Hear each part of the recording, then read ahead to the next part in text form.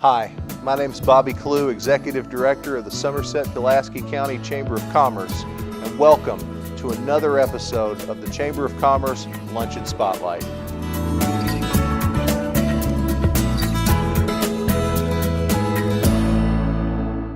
I'd like to introduce our April Two for Tuesday speakers, Mr. Lonnie Lawson, who will be talking about the upcoming East Kentucky Leadership Program, and Ms. Hilda Legg, who has a special announcement on behalf of the Somerset Christian School.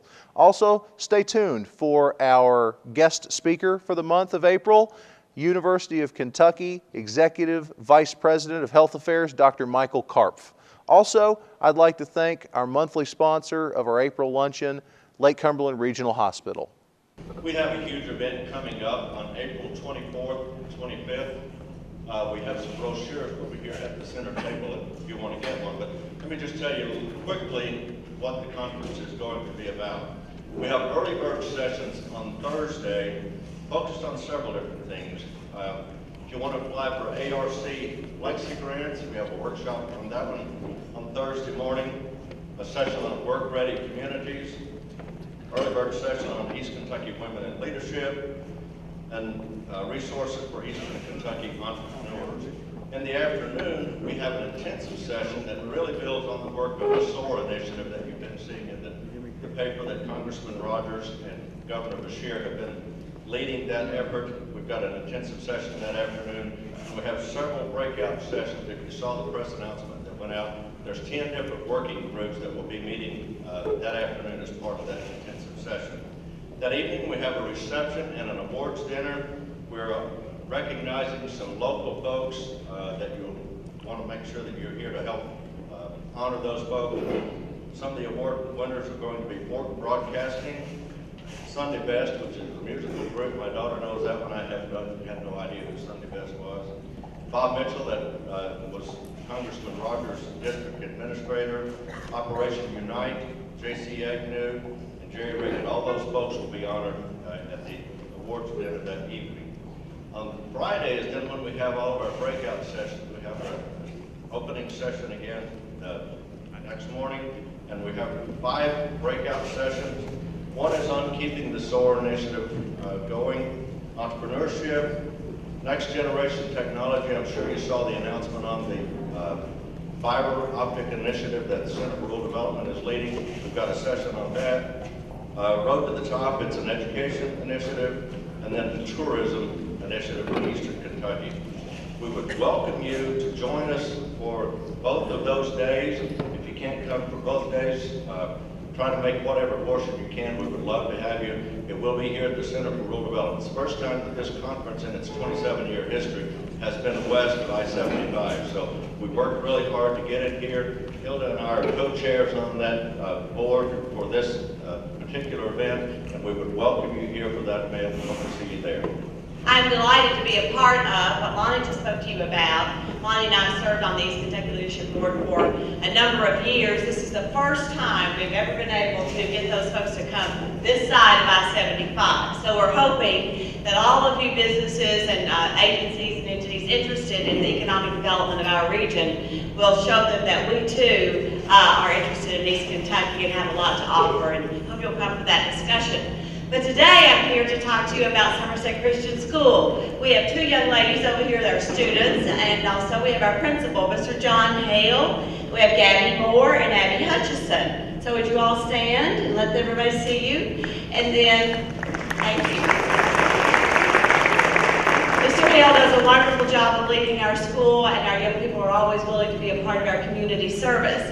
For those of you who may not know a lot about Somerset Christian School, let me tell you that our enrollment in 2013-14 was 360 students, and those are grades pre-K through 12. Our graduating class for the past 2 years, and yes, we go through 12th grade, but they averaged $1.5 million for each student in scholarship funds that they earned from our class. Our athletic department boasts 7 state championships last year, and today, this year, we have 4 in soccer, volleyball, cross country, and cheerleading. Our school motto is helping students discover and develop their full potential in Christ. We believe, ladies and gentlemen, that our community, our state, and our nation needs leaders with Christian values. And so we have developed the Corel Leadership Program aimed at exposing our students and our community, you folks, to outstanding leaders who exemplify what we consider to be the values that we here in Pulaski County and Somerset believe in and that are centered around Christian leadership. Our special guests in the past have included folks like the First Lady Laura Bush, Congressional Medal of Honor winner Dakota Meyer, and of course last time we had the Fox News commentator and former Governor Mike Huckabee. We are also then this year bringing in a very special person that we think is probably the most recognized athlete with values similar to ours here in Somerset and Pulaski County. He was the first sophomore to ever win a Heisman Trophy. He is a young man who lives out his Christian faith in spite of public pressure to conform and sometimes ridicule. His next new endeavor includes being the host show for the SEC Sports Network. We are delighted to, on behalf of Somerset Christian School and the Corel Leadership Program, to invite you to an evening with Tim Tebow on Tuesday, May the 6th. The table sales are going very well. We have information sheets on your table. We have worked very hard. It's taken us about 9-10 months to get Mr. Tebow on our schedule, or us on his schedule. So we'll hope you'll look at buying a table or an individual seat for dinner with Tim Tebow, and mark your calendars. Now businesses, this is a wonderful chance to advertise your business. It is also, we are a 501c3 organization, so it is a charitable contribution. And most importantly, we hope that you will come, be inspired, and listen to this amazing young man and what he has to say about his life and his values. And bring your young people, bring folks in your church or your athletic organization. We are very excited at Somerset Christian School. We hope to see you there. The table sales, we've only been doing this a little over a week. Our table sales right now, we're at 50% in both of the main categories. So don't waste your time. There are sponsorship forms on the table. We are online. There's a phone number. We hope to hear from you, and we hope to see you at Somerset Christian School Tuesday, May the 6th, and have dinner with Tim Tebow. Thank you.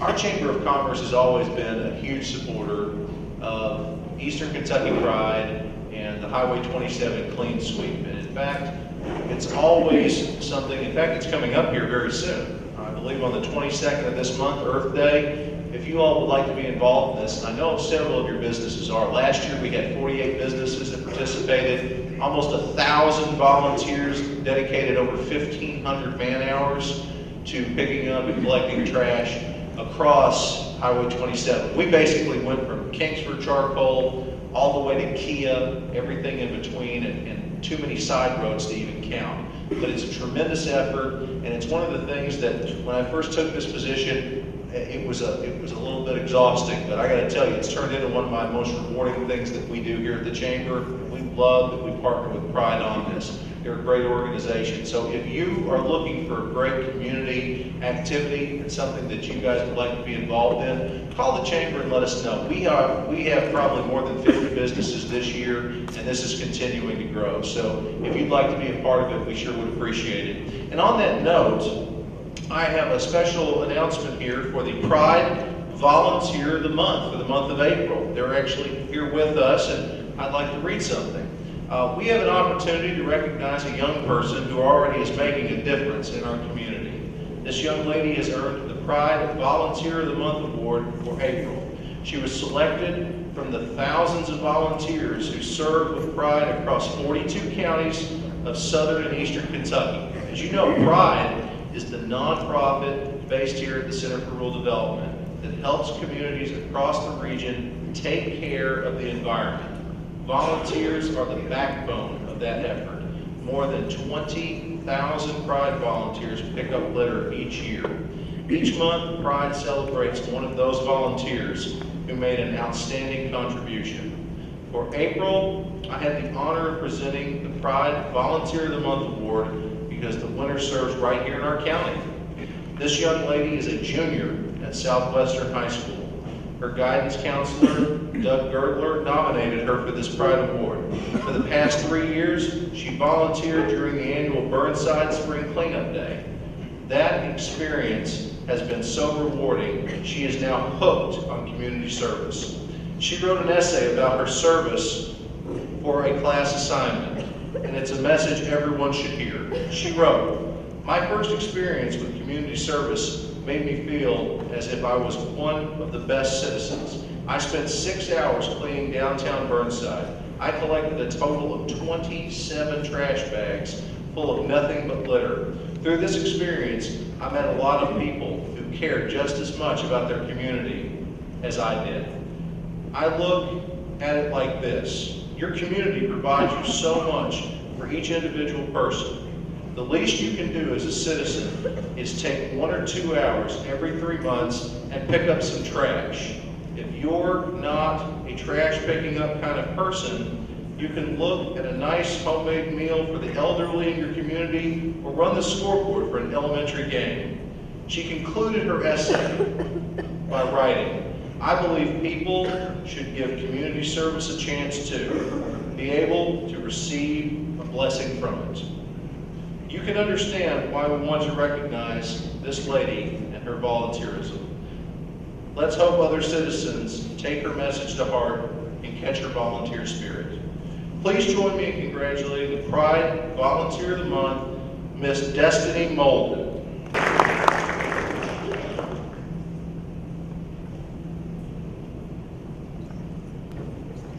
Congratulations, Destiny. Let's give her another round of applause. Good afternoon and welcome to the April Chamber Luncheon. I'd like to call this meeting to order and welcome all of our guests, our public officials, their representatives, and certainly our members. It is my honor to recognize our chamber sponsors and thank them for our commitment. One ambassador is recognized each month for exceptional support of the chamber. The ambassador for this month is Randy Berry, owner of Concord Custom Cleaners. Randy.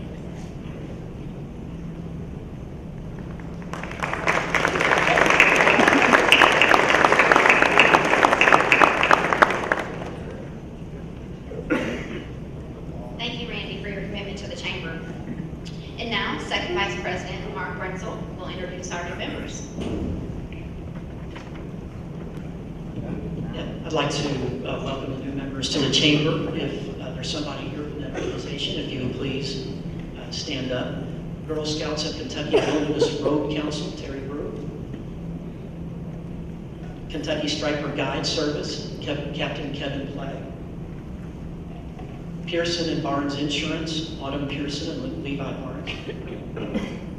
Veterans Essential Thrift Store and Donation Center, Cynthia Ridge and Alan Wilson. Wilkins Solution Enterprises, James England. If you would please welcome our new members.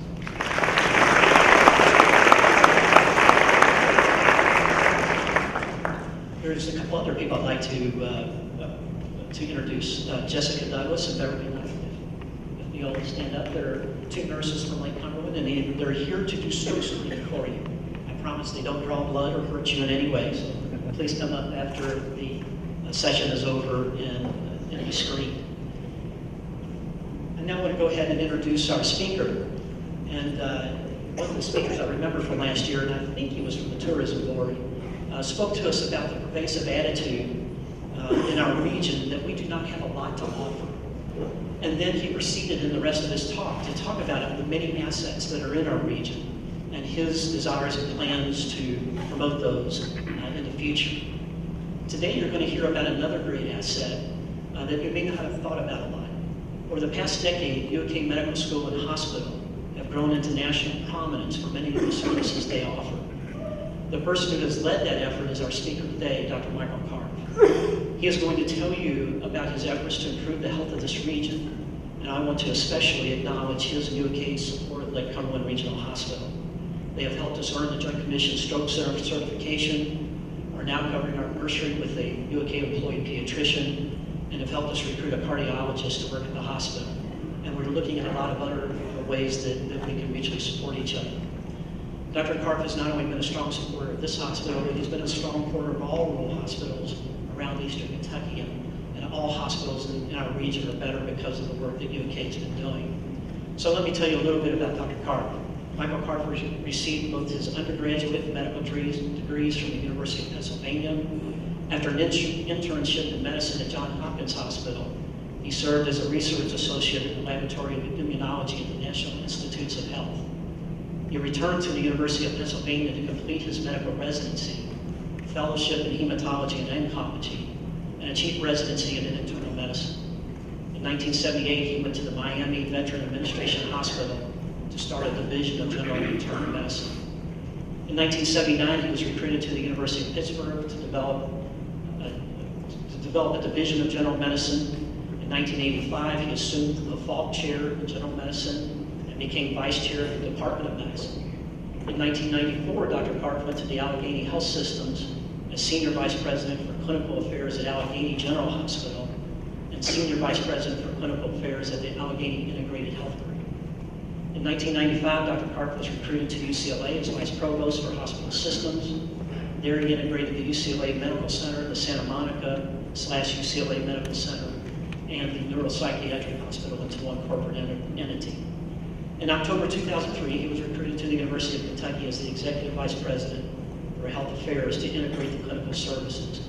He is responsible for all clinical operations across the university hospital and medical center and practice organizations. He took the Academic Medical Center through coordinated strategic, financial, and academic planning. Since then, the hospital has almost doubled its annual discharges and tripled its operating budget. As part of a comprehensive facilities plan, the first phase of the replacement of Chandler Hospital, a $630 million construction project, totally internally financed, has been completed. The College of Medicine has expanded and has substantially extended its research portfolio and has successfully completed for the CTA and SA grant, and the Cancer Center has achieved an NCI designation. If you would join me in please welcoming Dr. Park to talk about what's going on in medical school. You know, I arrived in Kentucky about 10.5 years ago. And when I arrived here, there were two major drivers for change. One was a very positive driver, and that was that the university had been asked by the legislature to become a top 20 public research institution. And the president at that time, Lee Todd, knew if that was going to happen, the Academic Medical Center would have to be at the forefront of that, which was such a large part of the service of the university, a large part of the research effort. The other driver was a negative driver. For those of you who've lived here for a while and followed Lexington, in the late 90s and early 2001, 2002, the university and the College of Medicine and the hospital were losing some important faculty, losing some important market share. And Lee Todd knew he had to figure out what the problem was and get the problem settled. And the problem really was that the college, the hospital administration, the faculty just weren't on the same page. So when I got recruited here, he said, Mike, don't wear a tie and jacket to work. You wear a black and white shirt. You make sure that the team works right. If the play doesn't work right, you throw a call a penalty and tell them to run it all over again. So when I got here, next slide please. When I got here, in my first year, we took the institution through 4 major planning processes to try to make sure that those planning processes were coordinated and digitated. We did financial planning, which was really critically important. We brought in an outside consultant named Kaufman & Paul, and we asked them, what will it take for the University of Kentucky Medical Center to really try to be a major regional referral center comparable to some of the largest facilities in the country? We asked them, can we actually do that? Well, their answer astounded people. They said that over the next 7 or 8 years, we would have to generate $700 to $800 million to invest in facilities, peoples, and programs. And yes, we could do that if a hospital grew in size, if the hospital's profitable, and if the hospital developed a balance sheet that it could borrow substantial amounts of money. We did facilities planning, and I will show you a couple of pictures of the facilities, academic planning, and then we did strategic planning. In strategic planning, we asked ourselves 2 questions. We asked ourselves, what do we need to do in Lexington on campus to serve the Commonwealth appropriately, and what will be the critical success factors? As we discussed that, we came to realize that on campus, what we needed to do is focus in on advanced subspecialty care, the kind of things that major referral centers do that augment what good community hospitals do. What are some of those things? Well, level 1 trauma center, We're critically important as a level 1 trauma center for this half of the state. Pediatric subspecialties, solid organ transplantation, high-end cancer, bone marrow transplantation, and complex cancer care, advanced neurosciences, advanced surgery, advanced cardiovascular services. And what I said was that if we were going to be successful in doing those kind of things, people in Kentucky could get up in the morning and say to themselves, no matter how sick I get, no matter how complex a problem I have, I can be taken care of in Kentucky, and I don't have to worry about whether my insurance will allow me to go to the Mayo Clinic or the Cleveland Clinic or Ohio State or Vanderbilt. Now, when it came to the critical success factors, even in 2003, we recognized that we had to focus in on efficiency, quality, and patient safety. Next slide, please. Now, traditionally, University of Kentucky focused in on the eastern half of Kentucky. Dark blue, that's our primary service area, that's Van County. The lighter blue, that's the bluegrass. And the green is eastern and southern Kentucky. Now, we came to realize as we started building programs that that would not be a big enough catchment for us. And let me explain why. If you want to be a major transplant center, a major bone marrow transplant center, a major brain tumor center, some of those high-end things, you're going to have to do enough cases so that you can support the infrastructure and support the quality. So if we look at an example of kidney transplants, the actual incidence of kidney transplants in Kentucky is 34 per million. The national incidence of kidney transplants is 50 per million. So if you want to do 100 or 150, you got to get all the kidney transplants from an area of 2 million or 3 million or 4 million. And you can see those numbers are the same, where you're going to have to get 50% from an area of a population base of 6 million to 7 million for some of these high-end things.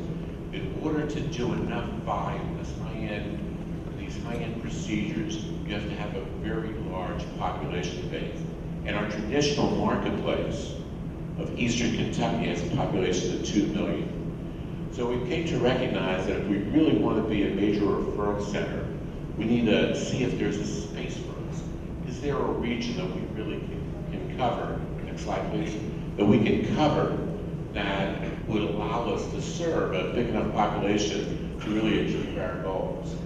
And the way we did that to decide is we said, who's going to survive no matter what happens with healthcare reform?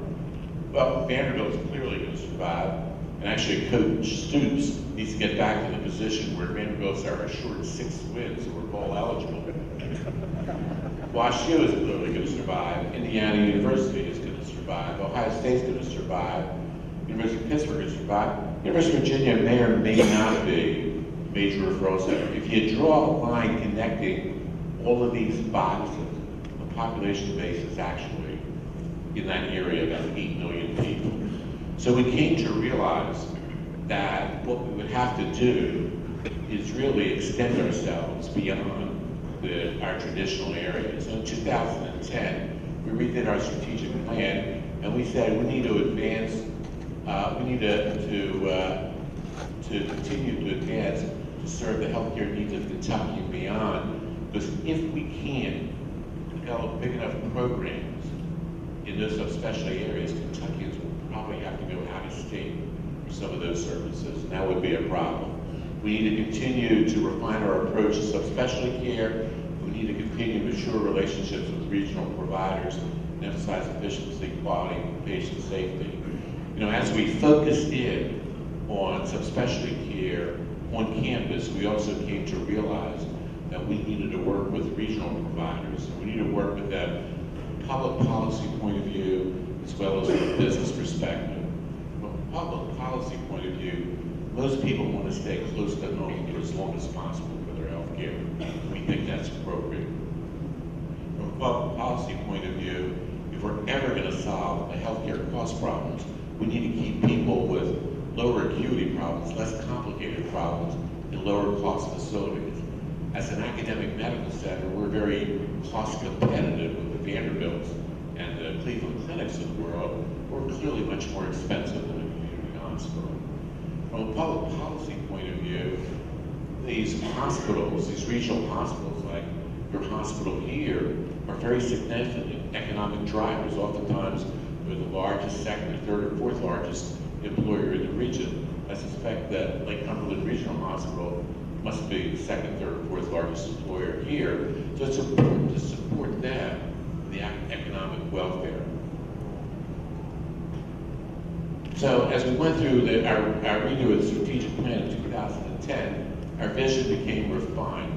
We said we need to become a top regional academic medical center, referral medical center, serving Kentucky and beyond, and striving to provide a broad range of advanced specialty care so that Kentuckians need not travel outside Kentucky for medical care, become a clinical destination serving Kentucky and beyond for select highly specialized services, support rural health care, collaborating closely with community providers, enable residents to receive appropriate health care in their local communities, and mature collaborative relationships into a well-integrated health delivery system that can respond to a changing healthcare environment by providing high-quality, cost-efficient care. And if we do that, we'll be able to support the research and teaching missions of the university.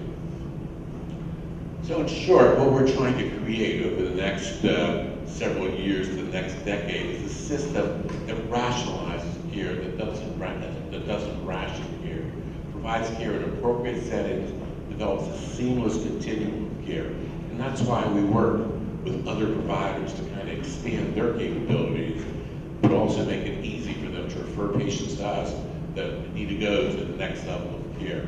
This will require partnerships with providers, insurers, and purchasers, and appropriate integrated systems, information systems, medical management tools. The systems may be virtual, real, or in combination. So as we work with other healthcare providers, whether they be hospitals, physicians, we need to be able to move medical information back and forth in a very effective kind of way. So what we've been doing over the last several years is essentially building relationships with providers throughout Kentucky, in West Virginia, in Eastern Tennessee, and in Ohio. We are the solid organ transplant referral center for the state of West Virginia. We're not big enough to have an organ transplant program. We actually have relationships in Cincinnati to many of their liver and heart and lung transplants. Now, have we been successful in what we've tried to do? You can measure success in lots of different ways. One is in terms of activity. In 2003, Chandler Hospital had 19,000 discharges. Last year, we finished with 35,500. So we have grown by over 80%. As a business, we have doubled. We've gone from a $300 million hospital to over $1 billion hospital. We've actually added 4,000 jobs. We actually have people coming to work at our medical center from where you folks live. As I said, we wanted to focus in on complex care, and you can see that that the CMI is what Medicare uses to evaluate severity of patients. And it's a logarithmic scale, so 1 is sort of an average patient, 2 is twice as sick, 2 is a lot sick. You can see that this is data from an organization that collects data on major academic medical centers. The black is the CMI of the 25th percentile, red is the 50th percentile, and green is the 75th percentile. You can see our patient population, blue is us, our population has not only gotten sicker in the hospital, but we have one of the sickest, most complex patient populations of any major academic medical center in the country. So what we have done is the patients we have recruited in that large increase in number are people who really need to come to our kind of center. We've not taken patients who should be staying close to home. And it turns out that for us, it's very important to focus in on complex patients. This is a slide that shows that we lose money as a hospital on a very small number of patients. In most patients, we just about break out even. It's only in 4 or 5% of patients that we make any money. And since we reinvest everything, we're like any other large business. We need to keep making money to reinvest in their business. And this is the reason why we're good partners with regional hospitals. Those regional hospitals are taking care of patients that really don't have tremendous economic impact for us. The patients that they can take care of are actually the patients that have a very significant impact. This is what's happened to our local market share. We've gone from about 28% of local market share to we're about as big as all of the other hospitals.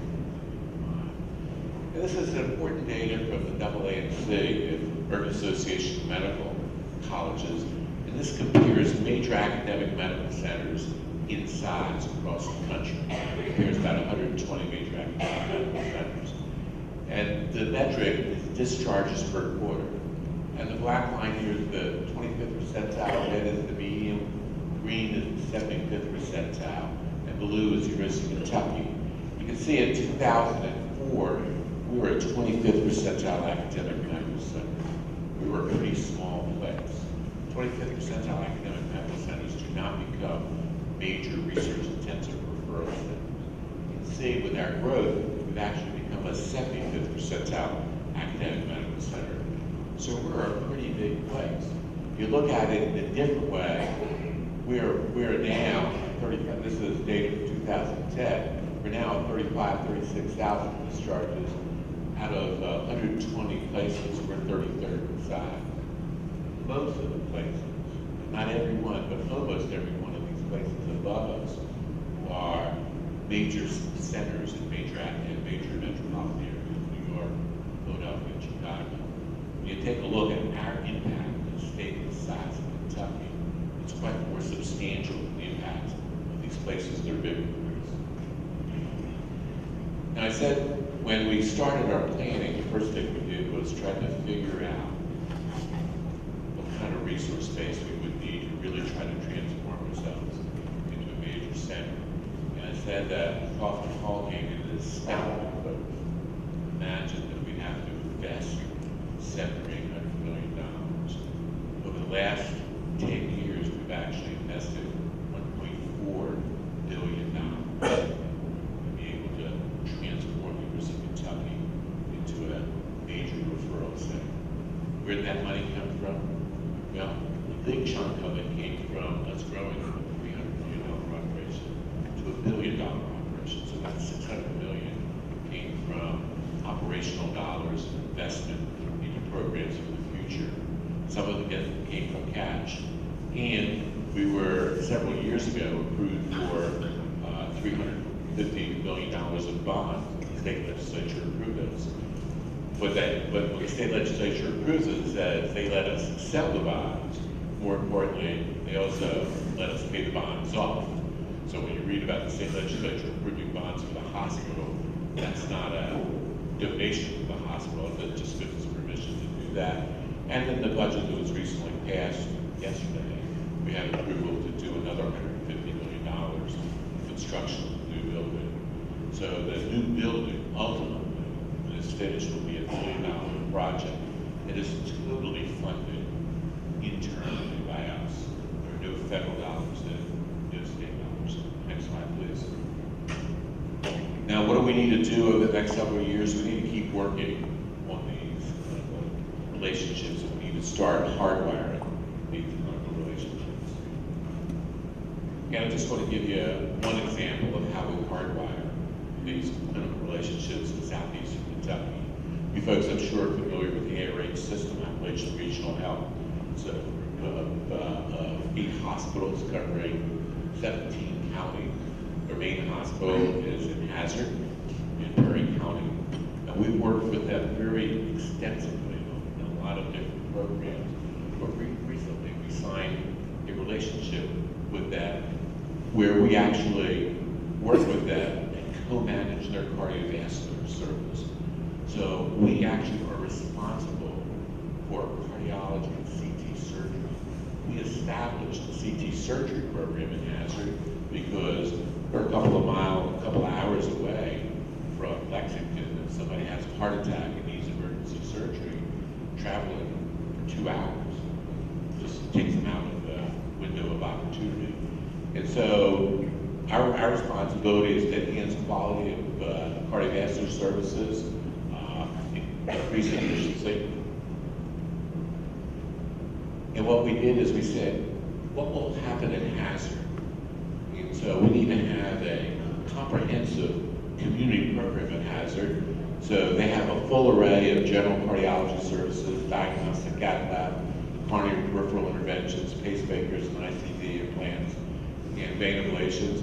And they do bypass surgery, sub-valve surgery, subvascular surgery. But when patients need that next level of care, such as mechanical circulatory support, artificial hearts, ventricular assist devices, transplants, advanced EP, structural problems, and a variety of other complex problems, those patients seamlessly move to Lexington. So in this relationship, we maximize what can be done in Hazard, and we streamline how patients get the next level of care when they require that next level of care. Focus on cost efficiency, but the entire healthcare system stays focused on cost efficiency. We also, to give you another sense of the kind of relationships we build, Norton's is a very large provider in Louisville. They're a $1.5 billion organization. Okay? But Louisville's an important area to us. That marketplace covers about 1.2 million people. Now, Norton's being a very large provider, they do almost everything, but not quite everything. They're not in the transplant business. They're not in the super high-end cancer business. And so they're partners with us. We actually have a clinic at one of the Norton hospitals that evaluates patients who are going to need or may need transplants. And they also end up working with us as a Martin Cancer Center. So you can see from this slide, we actually do about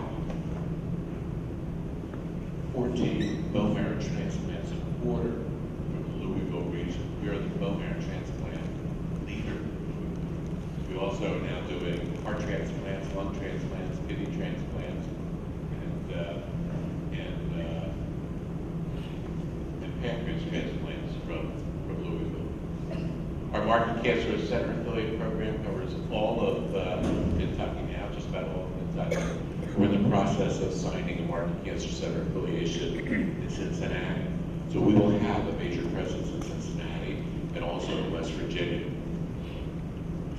Now, we've also had to work very hard on enhancing the brand of UK healthcare. And some of the things that have been very important to us is we have won a Quality Leadership Award from UHC. We were number 8 in overall quality. UHC is an organization that works with 118 academic medical centers around the country. Being number 8 out of 118 was quite unique for us. We were the best hospital in Kentucky. We also won a Consumer's Choice Award. Our facility is a fabulous facility. If you've not seen it, you're up in Lexington, please give me a call. I'd love to show it to you. As we built the new building, we knew it would be technologically one of the most advanced facilities in the country. We also wanted to accomplish 2 other things in the building. We wanted the building to be we wanted to create what I call a so when you walk in and you're all nervous and all scared because your loved one has a real serious problem, we want people to be able to look around and say, wow, I can relax for a second here. I can get my thoughts together. And you do that through architecture, you do that through landscaping, you do that through art and music. So we have a wonderful art collection in the building that is very much focused on Kentucky, because the other thing we wanted to do is make the building really uniquely Kentucky. We actually have a very bold vision. We want people to be as proud of the hospital medical center as they are of the basketball team. That's asking a lot, but we're gonna try real hard. Next slide. Now, why are we interested in partnering with you folks and working with folks from Somerset region? This is the 3 counties that are most important to the Lake Cumberland Hospital. Pulaski, McCreary, and Wayne County. You can see that between those three counties, it's the vast majority of their hospital business. If you take a look at those three counties,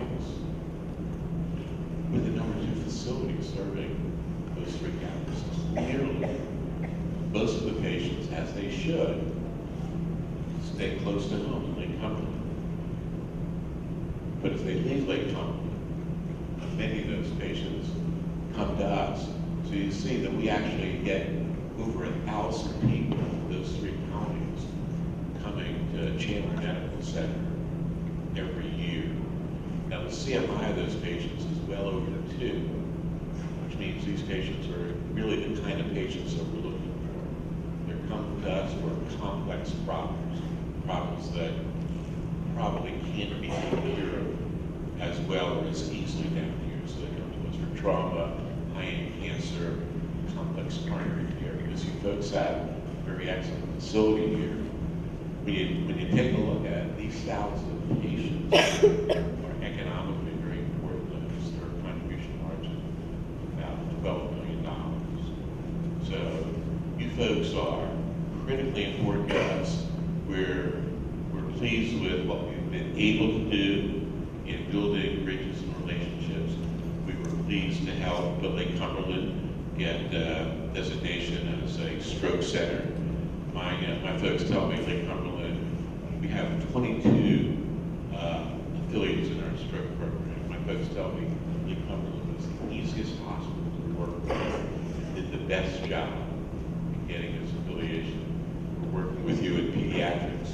We hope to work with Lake Cumberland and a variety of other programs because we think that the more we can help Lake Cumberland be a strong community provider, the better the reason for them to work with us in terms of referring cases. And clearly we also get a lot of trauma. And there's sort of a stream of ambulance, especially in the summertime. I guess with the lake coming back up, those numbers are probably going to increase rather than go down. Not good for the people, but we're glad to be able to be of service. Thank you very much for having me here. This is a wonderful facility. I can see why Hal Rogers gets voted in year after year after year. I can understand that very, very clearly. He deserves it. Thank you for having me. We just have a small token of our appreciation. It's the Mountain Workshop book, which is a pictorial book of our community. So we hope you enjoyed that. Thank you for being here very much. Thank you. Thank you all so much. And I also wanted to remind you to mark your calendars for the next luncheon, which will be Tuesday, May 6th, right here at the center at noon. And the guest speaker will be Governor Steve Beshear, so you won't want to miss that one. So again, thank you for being with us, Dr. Carr. Thank you for sponsoring us to the Lake Cumberland Regional Hospital. And we'll close with Mike Whitaker leading us in. Congratulations to our April Chamber of Commerce Ambassador of the Month, owner of Concord Custom Dry Cleaners, Mr. Randy Berry. Please join us for our upcoming calendar of events.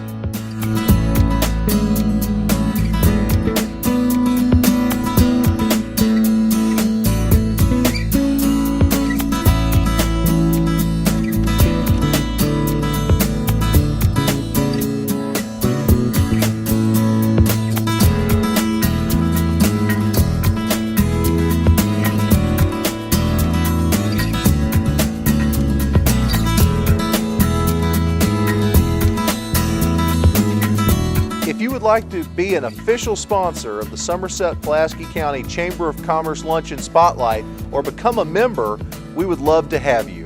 Please contact myself or via media. Thank you to our world-class sponsors.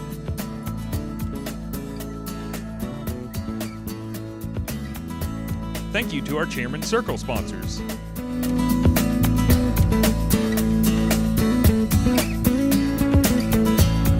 And thank you to our Ambassador Circle sponsors.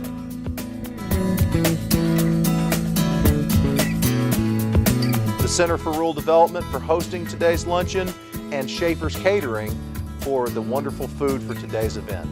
Thank you very much for tuning in and watching this episode of the Chamber of Commerce Luncheon Spotlight. You can always catch this show on channels 8 and 19, and we really appreciate you taking the time to tune in with us today. Thank you.